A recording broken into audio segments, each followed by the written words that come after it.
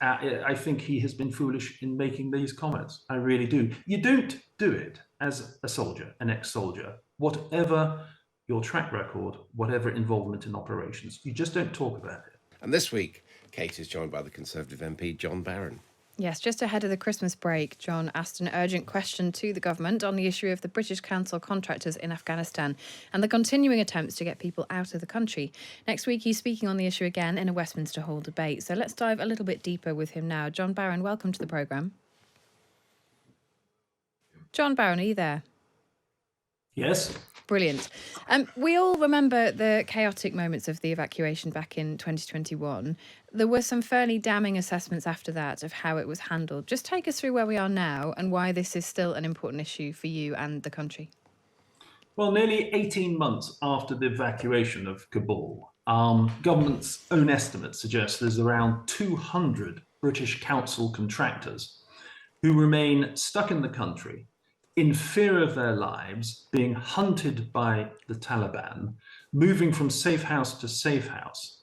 And yet we still haven't, despite then, and despite a new government scheme being introduced a year ago now, still haven't managed to get these contractors and their families out. We owe them a debt of honour, a debt of gratitude, and we're failing in meeting that debt. And we're increasingly, the British Council, all-party group, myself, are putting as much pressure on the government as we can to honour that debt and get these people and their families back. And how has this been allowed to happen? How do we have a situation where 200 people are stuck moving, as you say, from safe house to safe house without being able to access the support that the government says is there? Well, I think it's more cock-up than conspiracy. It's just government bureaucracy. We know the government, the FCDO, the Foreign Office and Commonwealth Department's figures suggest we have 200 contractors, and they have, some of them have families as well, are, as I say, in fear of their lives. There was a scheme introduced called the Afghan Citizen Resettlement Scheme a year ago now, in January 2022. But because of bureaucracy, not one contractor or their families have been relocated to the UK. And meanwhile, we're hearing stories of severe hardship and literally people in fear of their lives, if not worse. Now, many of these stories can't be substantiated, but the British Council and I and the all-party group are very sure that we need to act, and that's why we're increasing pressure. It's bureaucracy, but there's no excuse for it. Not one contractor has been relocated under this new scheme during the whole of 2022. We need to put that right now. And what's the government saying to you about that hold-up and what they intend to do to try and sort it out? Well, they're coming out, and I've raised this, and we as the all-party group have raised it with ministers through the normal channels. We've had discussions. It's got to the point where we're raising it on the floor of the House, UQs, points of order, the debate coming up next week. The response seems to be, we're on it, we're working on it. But the trouble is, it's a snail's pace. I mean, half of these 200 contractors have not been contacted at all. The other half have been contacted back in September, I think it was, told that checks are ongoing, but have heard nothing since. That was at least the situation up to Christmas. And it is just wrong. It is not fair.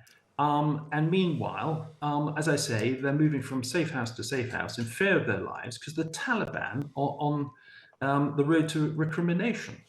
And don't forget, these are many people who, for example, helped to teach English, helped to promote women's rights, generally furthered our aims in Afghanistan. Whatever one's view of the mission of nation building, I personally was critical, but whatever one's view, they helped us. And at the moment, we've been turning our back on them. Do you think that there is, in a sense, that attention has been taken away from what is clearly a very important issue because the government is focusing so hard on Ukraine, on Ukrainian refugees, those who have come here and want to build lives here? There's a huge pressure already on councils, on lots of people around the country who've been helping people find housing, many people still in hotels who have arrived here in the UK, including some who've arrived from Afghanistan. I mean, is that taking some of the attention, do you think, away from this issue? Maybe, Kate, but I think I also hear whispers of quotas, of legalities, of being a fear of being prosecuted because we leave somebody behind, and so therefore they're waiting to get the entire picture. I mean, I think there's a greater fear of prosecution through the courts if we don't get somebody out. And Prosecution, sorry, John Barron, prosecution for what? well, there's always a fear in government circles about the legalities of things, whether, if they don't compile the complete picture and wait to do that, that we leave somebody behind and they prosecute the British government for doing so. That's one of the stories I've heard. I'm also hearing stories of the unedifying talk of quotas. I mean, the fact is that these are people who put their lives at risk in supporting our aims, whatever our view on the mission.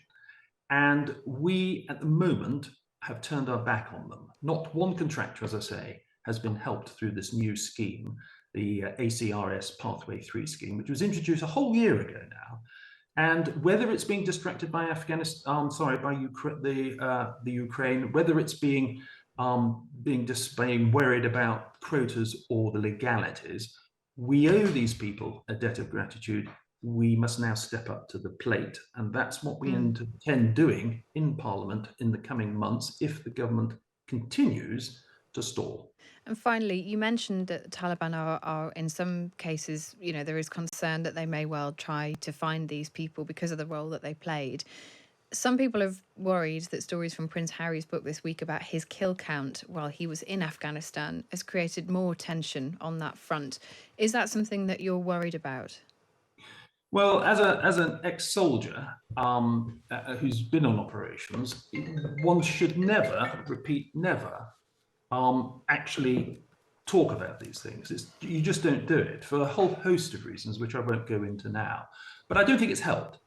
And that is even further reason why we need to get these people out and relocated. I mean, very briefly, these stories can't be substantiated, but there was one pretty reliable story of a professor who was a contractor for the British Council, did his bit, but who could not go to a hospital to see his daughter taken care of because the Taliban were checking people in and out, and the daughter subsequently died. I mean, these are the sorts of heartfelt stories that we're hearing, that people are directly contacting us about, and why we have robustly, courteously, but increasingly intently going to press the government on in the month or two if they don't listen. Do you think this conversation around Prince Harry's revelations has increased the risk of them being killed, put bluntly? Put it this way, yes, I don't think it's helped at all. And I think he has been foolish in making these comments. I really do. You don't do it as a soldier, an ex-soldier, whatever your track record, whatever involvement in operations. You just don't talk about it.